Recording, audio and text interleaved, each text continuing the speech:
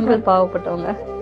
எப்பவுமே சொல்றதுதான். ஒரு பொம்பளை முதல்ல அழுதுட்டு போலீஸ் ஸ்டேஷன் போனா அவங்களுக்கு தான் வந்து அவன் ஆம்பளை வந்து எவ்வளவு தூரம் அடி வாங்கினா அப்படின்னு கேட்க மாட்டாங்க, எவ்வளவு தூரம் துன்புறுத்தப்பட்டாங்கன்னு கேட்க மாட்டாங்க.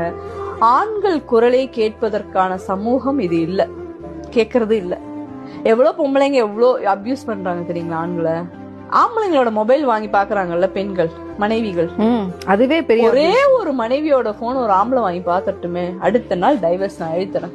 எப்படி நீ என் போனை பாக்கலாம், என்ன வேணாலும் என்ன பண்ணிக்கலாம், நீ எங்க போறேன்னு கேட்கலாம், என்ன பண்ணலான்னு கேட்கலாம், நீ சினிமா போக, நான் போகலைன்னா என்ன இஷ்டம் இருந்தா இரு, நான் கிளம்புறேன், அவ்வளவுதான். ஆண்கள் உண்மையிலே பாவமானவங்க தான். அவங்களுக்கு சட்ட ரீதியாகவும் சமூக ரீதியா, நீங்க உங்க அம்மா வீட்டுக்கு போங்க, என்னம்மா ஆச்சு, ஏன் ரோகிணி என்ன பண்ணிட்டான், அடிச்சிட்டானா அந்த நாய் அப்படின்பாங்க.